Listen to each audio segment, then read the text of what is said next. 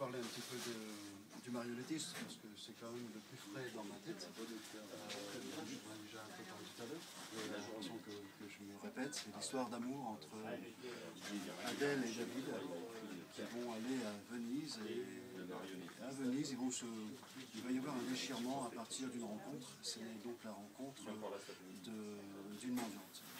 Donc il va y avoir à un moment donné un éloignement entre Adèle et David, parce que quand il va rencontrer cette mendiante, lui s'intéresse à elle alors qu'Adèle ne la voit pas du tout. Elle passe outre. Elle est à Venise, elle n'est pas là pour les mendiants. Et lui, ça le déçoit quand même de voir que sa femme n'a pas cette sensibilité qu'il a lui et que se désintéresse complètement de cette femme. Donc ils passent à autre chose, ils sont là en tourisme, ils font des photos, ils font un voyage, ils font les îles, et quand ils reviennent, ils revoient cette mendiante qui est évanouie sous sa couverture, peut-être morte. En tout cas, il y a les secouristes qui sont autour d'elle. Et donc lui, ça le travaille quand même, cette histoire de mendiante. Et quand il va rentrer, après ce voyage, après le séjour, il rencontre une autre mendiante, mais là, c'est plus une vieille femme, c'est une jeune femme, une jeune fille, Rome. Et à un moment donné, il fait le parallèle, c'est-à-dire qu'il a l'impression de voir le même visage que cette vieille dame. C'est la même personne, mais en plus jeune.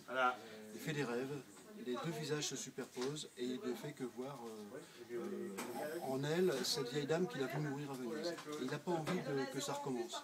Puis en même temps, il est subjugué par cette beauté. Elle est très belle, elle a des yeux magnifiques. Alors il est interloqué parce qu'il aime sa femme, et en même temps, il le ressent comme une espèce d'attirance, plus ou moins malsaine, parce qu'elle est quand même très jeune, il n'a aucune idée de l'âge qu'elle peut avoir. Mais surtout, il la sent en danger, elle est pieds nus, elle est dehors, il n'a pas envie que l'histoire se répète, et puis il fait des cauchemars horribles. Donc il va revenir avec récurrence au feu rouge pour rencontrer Luminita et puis l'aider à sa manière, en lui laissant une obole à chaque fois, en lui laissant 5 €.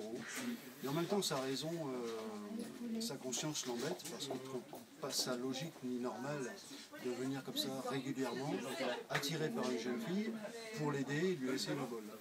Donc il est un petit peu, pas qu'un peu, il est quand même pas mal perturbé.